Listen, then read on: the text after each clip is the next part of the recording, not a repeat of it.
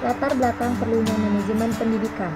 Saat ini, masyarakat telah menyadari betapa pentingnya pendidikan, sehingga masyarakat berinisiatif dalam mengelola pendidikan, yakni dengan menggunakan pola manajemen berbasiskan masyarakat dan merubah pengelolaan pendidikan sebelumnya itu tanpa ada pola manajemen. Manajemen pendidikan disusun untuk menghadapi tantangan pendidikan di masa depan. Tantangan tersebut antara lain untuk menghadapi era globalisasi, era informasi, era iptek, dan era perubahan cepat. Guru sebagai manajer pendidikan harus selalu siap menghadapi tantangan tersebut. Demi tercapainya tujuan pendidikan yang berkualitas, diperlukan manajemen pendidikan yang dapat menggerakkan segala sumber daya pendidikan. Manajemen pendidikan itu terkait dengan manajemen peserta didik yang isinya merupakan pengelolaan dan juga pelaksanaannya. Manajemen pendidikan memberikan keterbukaan kepada semua pemangku kepentingan dalam memberikan saran dan masukan untuk menentukan kebijakan-kebijakan penting yang diperlukan oleh sekolah. Manajemen pendidikan untuk saat ini merupakan hal yang harus diprioritaskan untuk kelangsungan pendidikan, sehingga menghasilkan output yang berkualitas tinggi.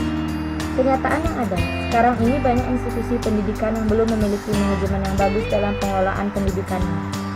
Beberapa kendala manajemen pendidikan Indonesia yang belum menunjukkan kemajuan sampai saat ini antara lain: pertama, dampak manajemen yang sentralistik. Berdasarkan kata sentral yang artinya terpusat, maka kendala ini menyangkut kecenderungan tentang terjadinya sentralisasi yang berlebihan pada pemerintah pusat dalam mengatur manajemen pendidikan. Kedua, mekanisme pendanaan oleh pemerintah. Saat ini, pemerintah sama sekali belum optimal membuat aturan penetapan biaya penyelenggaraan pendidikan, sehingga pendidikan dijadikan lahan bisnis tanpa mempertimbangkan unsur keterjangkauan masyarakat, khususnya masyarakat yang kurang dalam hal finansial dan pemerataan pendidikan. Ketiga, manajemen dan organisasi. Lembaga pendidikan harus tunduk pada peraturan-peraturan yang berlaku secara seragam untuk semua lembaga pendidikan. Padahal tidak semua peraturan-peraturan tersebut tepat dilaksanakan di masing-masing lembaga pendidikan. Keempat, problem sumber daya manusia atau SDM itu sendiri.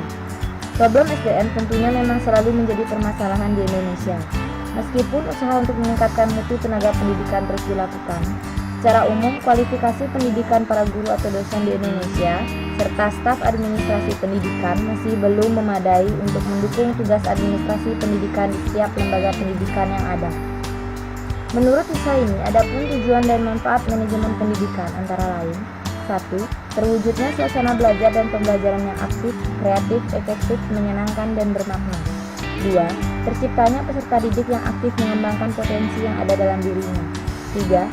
Terpenuhinya salah satu dari 5 kompetensi tenaga kependidikan. 4. Tercapainya tujuan pendidikan secara efektif dan efisien. 5. Terbekalinya tenaga kependidikan dengan teori tentang proses dan tugas administrasi pendidikan. 6. Teratasinya masalah mutu pendidikan karena 80% masalah mutu disebabkan oleh manajemennya. 7. Terciptanya perencanaan pendidikan yang merata, bermutu, relevan, tidak membedakan gender dan sarana, dan akuntabel. 8. Terciptanya citra positif pendidikan. Dilihat dari tujuan dan manfaat manajemen pendidikan itu sendiri, maka manajemen pendidikan dirasa perlu untuk diterapkan dalam pendidikan di Indonesia. Created using Powtoon.